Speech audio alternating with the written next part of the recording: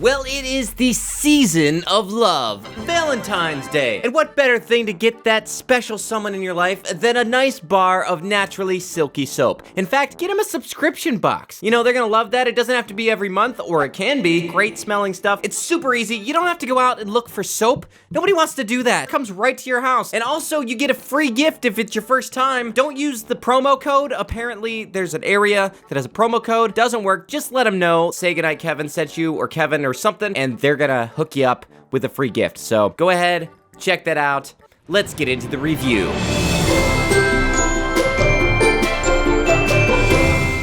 All right, so Valentine's Day is coming up, and you know what? A lot of people don't realize this, but Christians, they actually love too. I know. You rarely see it, but you know, oftentimes it's in different and unique ways that might seem strange or odd to the world. But you know what they say? If people hate you, then you're doing it right. And Christians, they must be doing it right because a lot of people hate them. Christians also love in other senses, not just the agape love. If you could believe it, Christians also are aware of eros love.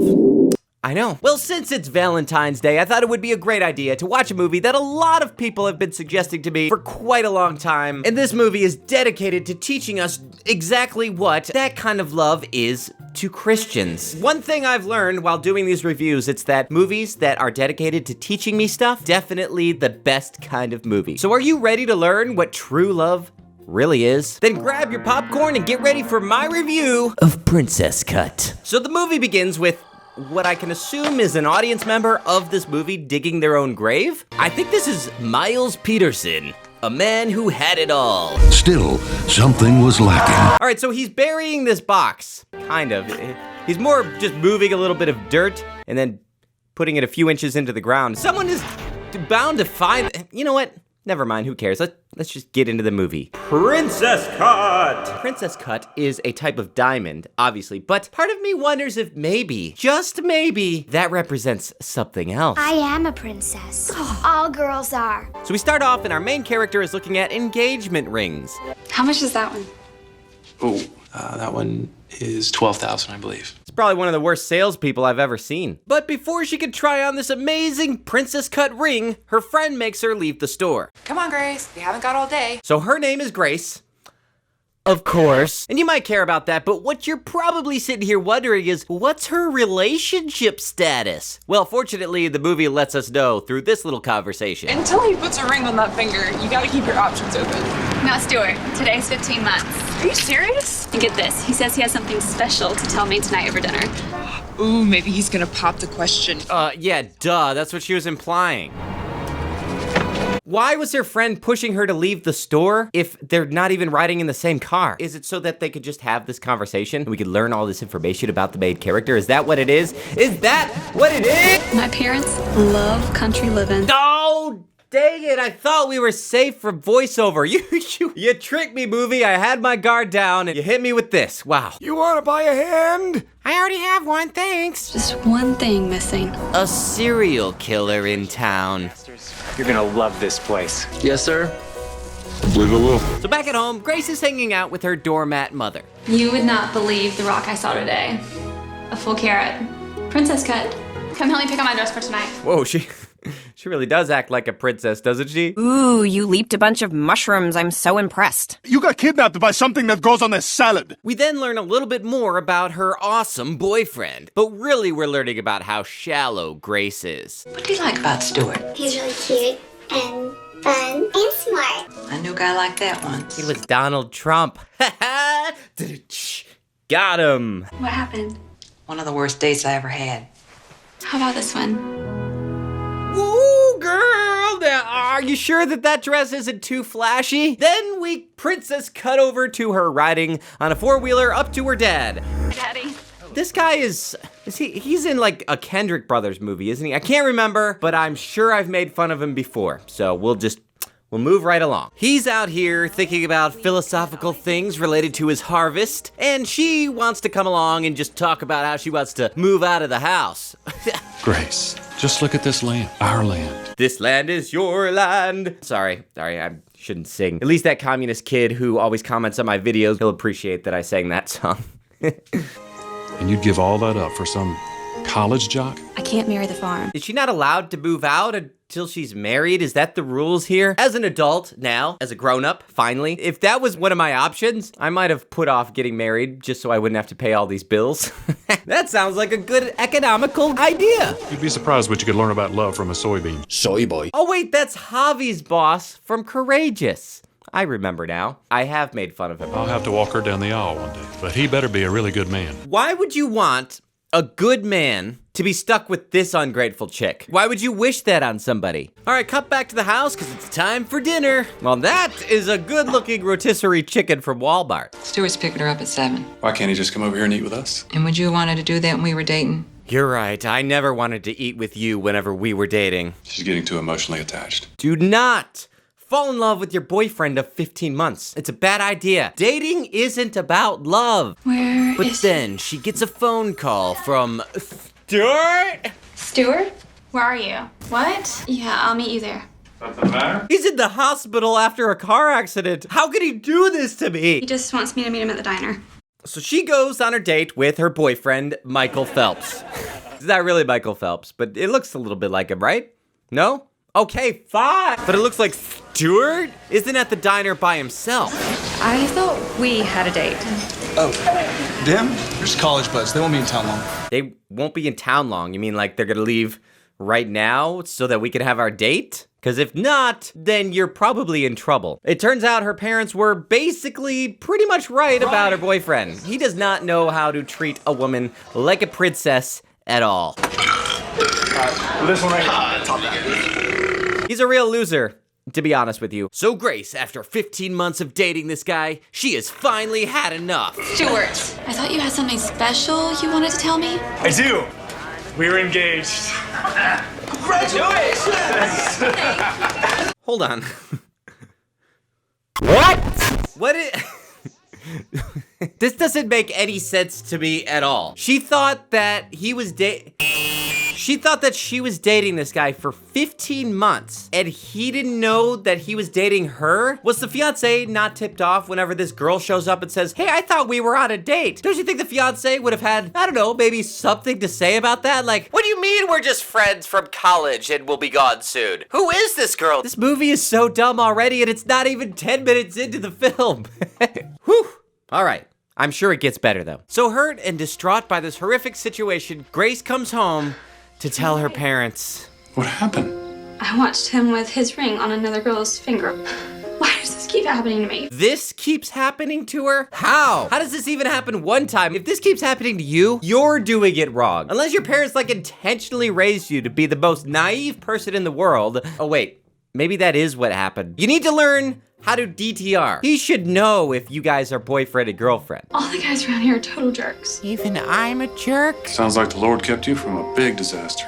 I'm beginning to think he doesn't even want me to get married. No, don't you ever say something like that. Every woman's purpose is to get married. To help cope with this sad situation, they have a family game night where this kid says the smartest thing in the whole movie. All you girls think about is getting married and having kids. Marriage is a gift from God, son. Not everything in life is just gearing up to find a spouse. There's other things to do. Like, that's a bad thing to just focus your entire life on. Do you think that there's just one perfect person out there that we're supposed to find and marry? No, son, I don't think so. We're not Mormon, so I think all of us need to find different people to marry. I think it's not so much about finding the perfect person as it is becoming the person God meant you to be. Maybe instead of teaching the daughter that she needs to get perfect before she gets married, they should just teach her that she doesn't need to be married in order to be a complete person. You know, I think it's been at least 3 seconds since our last teachable moment, so let's try another one. You know at weddings when he asks, who gives this woman to be married? Ever wonder where that came from?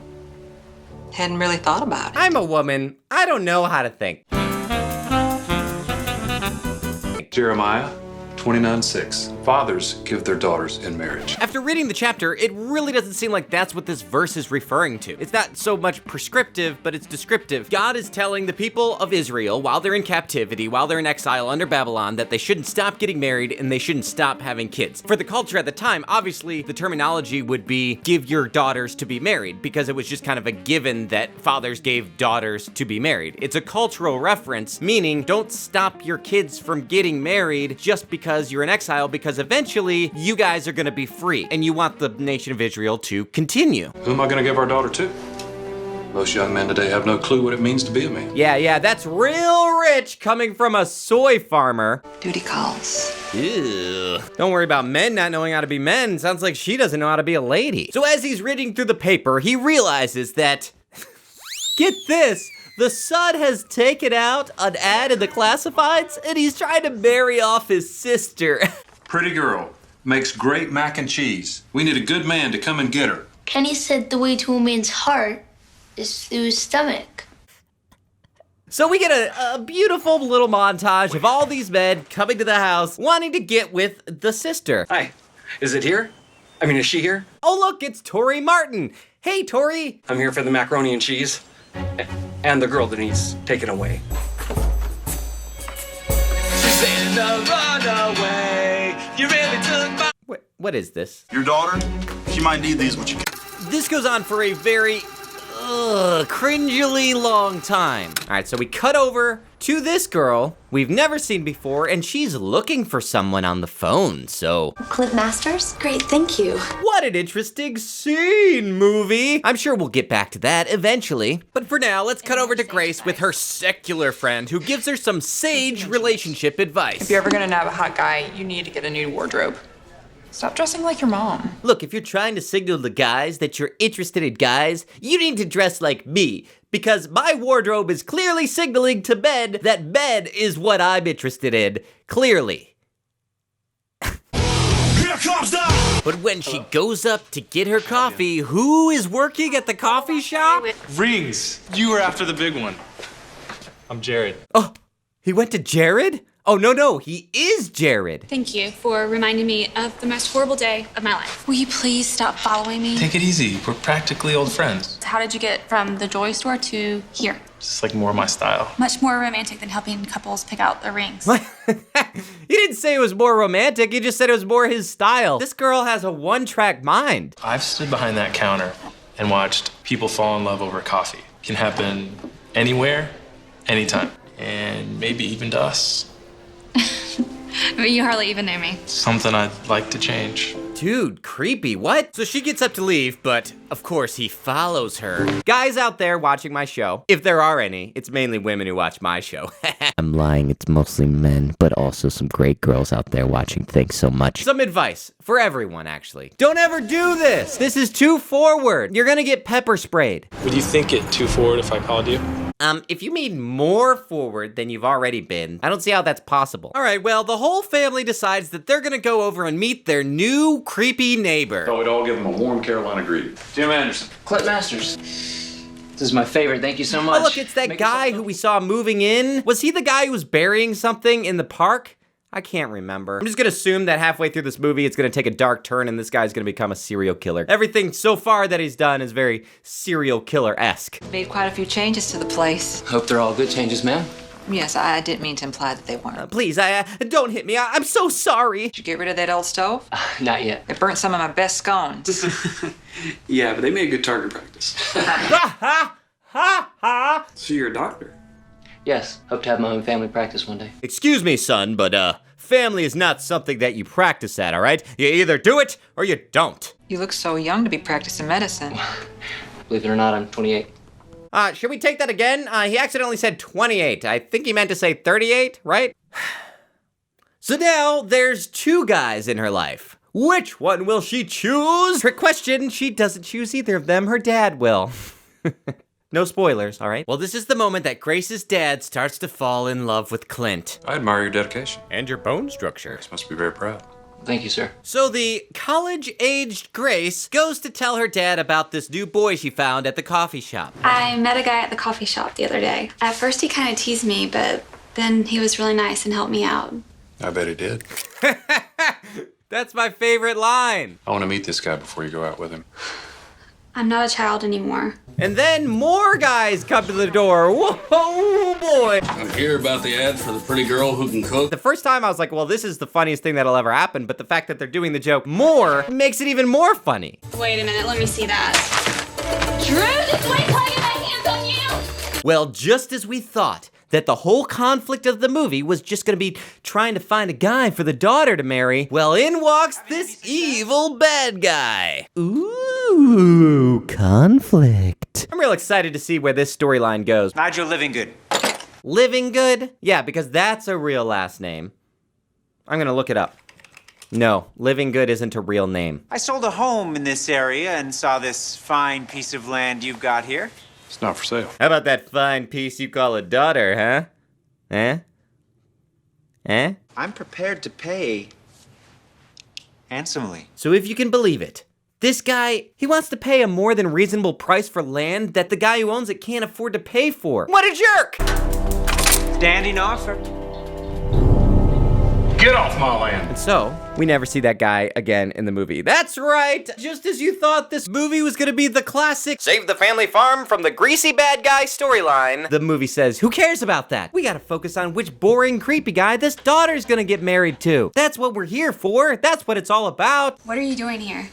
Were you expecting someone else? How did you find me? Ever heard of the internet? I just looked up a list of people who had heard of the internet, and there you were. I thought you were gonna call me. Thought I'd see you in person instead. Come on in. Okay. Wow, this is great chemistry. I hope these two end up together. Or she ends up with the old, creepy doctor guy. Either one, they both seem like good, godly men. Plan on settling down? If I find the right girl, kind of like the freedom. Oh, guys who like freedom? Now those aren't the right kind of guys. All right, godly men are pushovers. Ooh, montage time. That's right, we get a big long montage of them falling in love, I guess, or dating or whatever, I don't know. But then things start to go really wrong when they go to his place. Promise it looks a little better on the inside. I'm hoping you look better on the inside too. But she's too principled to put up with his nonsense. Not sweet, but a ring on it. Princess cut. Why don't you just come in, get dried off, and I'll take you home. It's cool. I have a beanbag chair, all right? It's awesome. Here's something I don't understand. I'm not here to say what's right and wrong about dating relationships, all right? As a married person, I think it's totally fine to have boundaries. Set your boundaries, stick to them. Don't worry about if your friends don't think they're cool enough. But if she's so dogmatic about sticking to her boundaries, which is fine, I'm not criticizing it, why would she date these type of guys in the first place? I just think that that's a little unrealistic. Well, later on that night at home, Grace is feeling pretty guilty about what she almost did, but actually did a pretty good job at not doing anything. Okay. So, she calls up her sinful, sex addict friend. He kissed me. And you're complaining about that? Kiss tons of guys, it's not a big deal. It wasn't what you wanted. I know, it wasn't what my parents wanted. Now every time we're together, he wants to go somewhere secluded. And what's wrong with that? So then her slutty friend advises her that she should go meet her therapist. And the therapist is, well, she's pretty odd. I'm seeing this guy that I care about, but I don't know why. Yeah, none of us know why. He's probably one of the most unlikable people ever put to film. I think she's probably better off dating that guy who tried to buy her dad's land. It's just every time we're together, he wants to be physical. It makes me uncomfortable. Any past relationships? I've actually dated every boy in the world, though they didn't actually know that I was dating them, but I knew.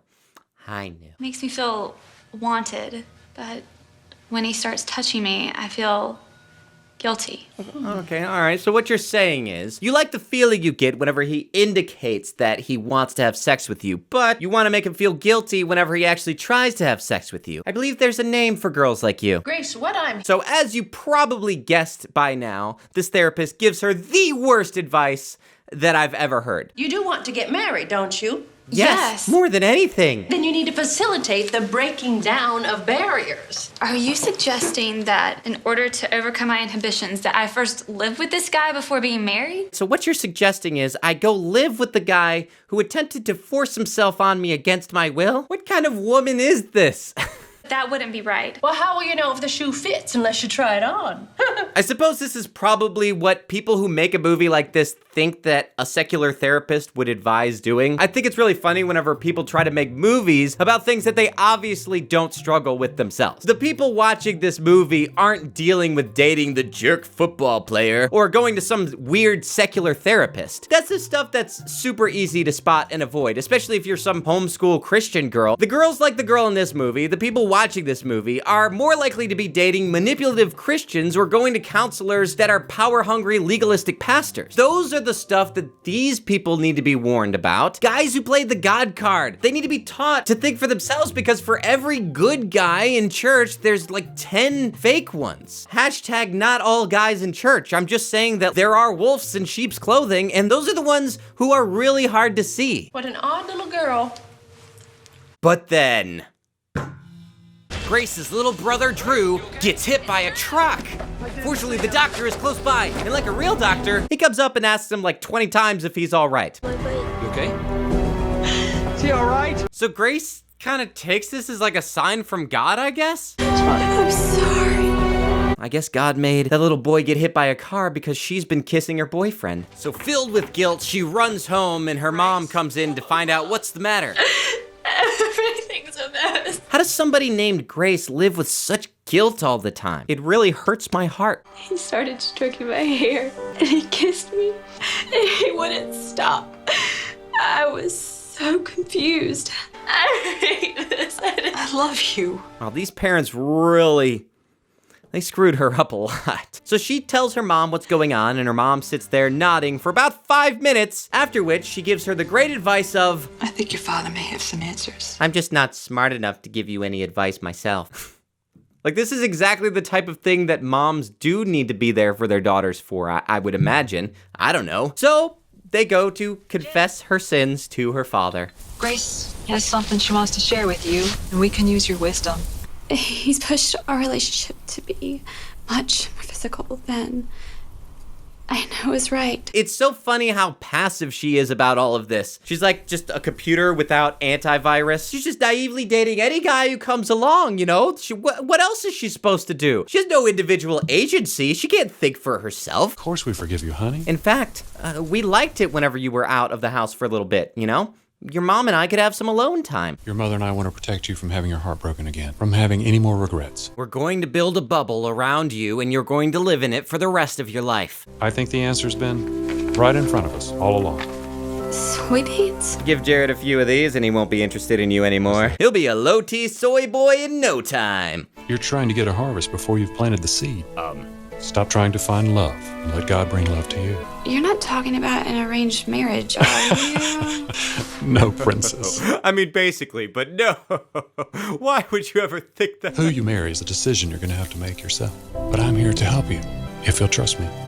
Okay, I'll probably get people commenting saying how awful this scene is. Don't get me wrong, in terms of filmmaking, this is just terrible. Deep down, I wonder why she feels so guilty. Like, what did her parents do to her? And I could infer all kinds of weirdness into this scene, but I kind of have to take it for what the movie's showing me. I don't disagree with the message. Of course, who she wants to marry is her choice, and she doesn't need her dad's help. But I'm not gonna criticize a dad being willing to be there for his daughter. That's a good thing. Also, again, as I said before, this all depends. Like, if she's 17 years old, this makes sense. But again, if she's like 25 years old, now that I think about it, this is all really weird. So Grace, or her dad, decides that it's time for her to break up with Jared. You and I aren't right together. I think it would be best if we stop seeing each other. Why? I want to have a clear conscience before the Lord and my parents, and I don't. And I don't want to be. Lady, walk away. Some more great relationship advice from your friend Kevin. If you're gonna break up with somebody in your life, just break it up. Just rip the Band-Aid, all right? Don't ever use it as an opportunity to try to fix their problems, especially if it's for religious reasons. It just makes it hurt worse. It makes them feel like you're saying, you're not good enough, you're not spiritual enough for me. And it also gives them this little ray of hope that, oh, if I just trusted Jesus Christ as my Lord and Savior, then maybe I could get with you. Not only is that not a very good motivation for somebody to become a Christian, but it's also pretty bad because that's not true. Like, if they become a Christian, and then they come back and say, hey, I did it, I'm a Christian now, can we date? Are you gonna say yes? I don't think so, because you don't know what their motivation was. Own it. You're the one breaking it off because you don't wanna be with them anymore. Honest, straightforward, and move on. Don't try to fix them. That's not your job. Anyway, that's my advice. Let's go to commercial and I'll come back and finish this movie. Now we're back and we see that Jared is clearly gonna become a serial killer. Maybe him and the doctor are gonna team up and become serial killer besties. Love you, little brother. Oh, come on. Now she's forcing kisses on people? Come on, what a hypocrite. Well, like a good Christian girl, she starts indoctrinating herself with Christian dating books. The best way to have a healthy and strong marriage. You know, I do wonder how many solid marriages out there watching my video could say it was thanks to a Christian dating book, that's why our marriage is so strong. I mean, maybe that's true. Maybe these books are fantastic. Let me know in the comments below. And also, like good Christian girls, she starts gardening, you know, like Eve, the goodest Christian girl of all. Well, boys, thanks to your hard work and God's blessing, we've got us a banner crop. Only one small problem. I can't get the combine working. Hire somebody to do it. So we're gonna have to do this the old-fashioned way. Oh, no, not the old-fashioned way. All right, I already reviewed that movie twice. So we're gonna have to do this the old-fashioned way, by hand. Yeah, we know what an old-fashioned is. You didn't have to get into all the details. And much to the dad's delight, Clint comes to help the family out with the soybean harvest. And boy, do they have some fun. Oh boy. Hey, all right, we get it. She's gonna end up with the old guy. How much more of this movie could there be? We're only halfway done? Wow. How are they gonna drag this out? Now I'm curious again. Well, after a long harvesting montage, Clint has something he wants to say to Grace's parents. It's on your mind? It's about your daughter. She's causing me to lust. I want to ask you if we can make her wear even more clothes when we're working all day out in the hot sun. I'm seeking your approval to pursue a relationship with Grace. Explore the possibility of marriage. Wow, you seem like exactly the kind of weirdo we would love to welcome into the family. We appreciate you coming to us first about this. You've impressed me as a man of integrity, and I believe that you would do things in a way that would be honorable to both Grace and to God. Oh, no. I really plan to defile her greatly. Well, we're willing to see what God has in store for both of you. Actually, I think, sir, the correct answer would be, well, I appreciate you coming to me. I appreciate you respecting my feelings, but I really think the person you should be talking to is her. I mean, is she even interested in you? But you're so old. The princess will marry me. All right, so I'm starting to regret having defended the movie a little bit before. Like, I was defending this dad. All the people who left comments down below were, they're probably correct. So now that he's gotten this 20-something-year-old girl's father's approval to date her, he goes and informs her that she'll be dating him. In one of the weirdest exchanges that I've ever seen in a movie. And I've seen a lot of bad movies. You guys know that. Would you consider exploring a deeper friendship with me? A relationship in which we'd both be prayerfully considering the possibility of marriage? I'm determined not to go through this without my dad's blessing. You said yes. Wait, what? I already spoke with your parents. They gave us their blessing to proceed under their guidance. This isn't a joke. Your father's already accepted my dowry, all right? This is happening, so get ready for a life of no jokes, no fun, and no happiness, just like Jesus would have wanted. I'd be honored to explore that possibility with you. All right, you know, movie, I tried so hard and got so far, but in the end, it doesn't even matter. I'm probably one of the least hard reviewers out there that might come across this movie. Most people who I see review Christian movies, they'd watch something like this and they would laugh from the very beginning. This is dumb. I was willing to stick it out. But movie, you've gone too far. I'm out. Yeah, I got her. Then there's a montage of them falling in love. Kind of. I mean, who cares if they love each other? If the dad said that they could get married, then that's what's important. This guy is a real square. I feel like the writer of this is one of those seminary students who feels like all the hot girls always go for the wrong kinds of guys. And this is just a fantasy piece of him being able to find the perfect girl who he can really control. Why do girls always fall for the bad kinds of guys and never want to pray with me? You know, I'm a good kind of guy. See, this is like the Christian version of those fake nice guys that everybody's talking about these days. Well, just as you thought everybody was gonna live happily ever after, well, no. We still have so much more of this movie left. I wonder who that is. All right, so the big mystery of the movie starts to come into play. Clint Masters? I believe he bought some property around here. Oh, are you related? No, not yet anyway. Wait, he's engaged too? What?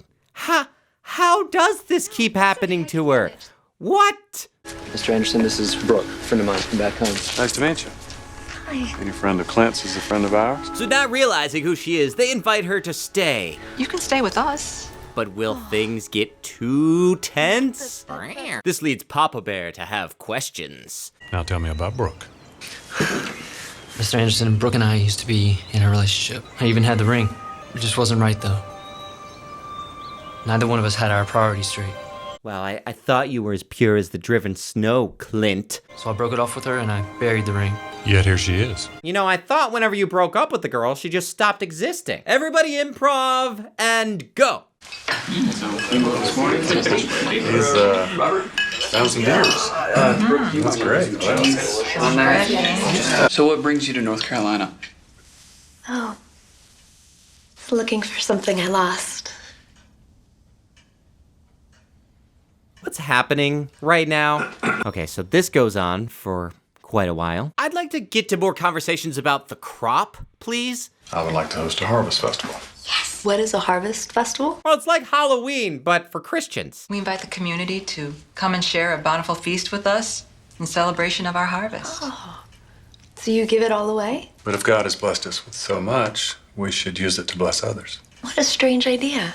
And a bad one. I mean, God hasn't blessed you with much because you can't even pay your bills. Maybe you should take care of that first. Otherwise, you're just giving away money that's not even yours. I really should get going. You know what? I'm just gonna leave you two girls to fight it out, and then I'll just marry whichever one survives. Over there. All right, well, the next day, they're out thrashing their wheat when suddenly, a miracle! Woodlawn! Clint really impresses everyone by fixing the tractor. Wow, what a great guy. Looks like we're gonna have an early harvest festival. And maybe the dad should just marry this guy. So they're able to get their harvest in time, which means it's time for a nice North Carolina Harvest Festival. But not everyone at the Harvest Festival is a good person. Then we get a typical disgusting animalistic two non-Christians meeting each other, because this is what I assume it's like with two people who aren't Christians. This is how they just talk to each other all the time. Well, who do we have here? Who's asking? So where are you from, gorgeous? Out west? There's not any girl as half as pretty as you are around here. Come on, wanna go have some fun? Let's go. Come This with me. movie feels like it was written by people who had never seen actual human interaction. Like aliens wrote this. So Brooke and Jared devised this master evil plan. Step 1, trick Grace into going into her father's shop. Your dad wants something in the shop? Step 2, compliment Clint. So you're shooting really good. Thank you. I appreciate it. Step 3, ambush Grace. Wait, the party you got going on. What are you doing here? We can start over. We can try again. That's not the kind of love I want. This guy really has problems. Step 4, play with Clint's drawstrings. Step 5, physical assault. Let go of me. But just as she's about to get murdered by her unchristian ex-boyfriend, Hey, leave her alone. I can be your hero, baby. So this is the hero you left me for? and just as you probably expected, a fight breaks out. But fortunately, the dad shows up to break up the fight. Time for you to go. Why would this ever happen, ever? That new direction doesn't pan out, you'll be coming back. Oh yeah. She's definitely gonna want you after you do this. Now get off my property! Before I pump your guts full of lead. So after all the excitement calms down, we cut back to the family in a much brighter room having dinner together. I wonder why Clint had to leave so suddenly. Things don't always work out as planned. 'Cause I miss you, baby, and I don't wanna miss a thing. Then why did God let Brooke come and ruin everything? Because God is dead. You should ride him. You should ride him? What are you, the therapist now? And then, lo and behold, Clint shows up and then they live happily ever after or whatever. All right. Well, there you have it, folks. Princess Cut. This movie was really awful. I wish I could be nicer to it, because obviously this is a low-budget movie made by people who have never made a movie before. But it's just so bad. I don't think I've ever seen a movie that's made me feel like an ultra-extremist left-wing feminist more than this movie right here. I'm not a parent, so I don't know how parenting works, all right? I had parents, so that was pretty good. I imagine if I had a kid, eventually I would want them to know how to, use their own brains. This is basic management skills. You can't micromanage. There's only so many hours in the day. Just logically, when you have a kid, for years, you have to make a bunch of choices for them. What they wear, what they eat, what they learn, who they interact with. You have to do all that stuff. But along the way, I think you gotta have to start teaching them how to do stuff on their own, so eventually they can make their own choices. So if I ever have a kid, then by the time they're 25, I'll be there to talk to them about life choices, but I sure the heck am not gonna go do it for them. I've got my own life to figure out. You're 25, you make a bad choice, you take out a bad car loan or date some awful person, then that's on you, kid. You figure out your life, you stupid kid. One day I'm not gonna be able to say that stuff because I'll actually have a kid. If you're in your 20s, don't date bad people. Be careful about people who claim to be good people because they're not always good people. Use your head, think for yourself, own your mistakes. That's my advice to you kids.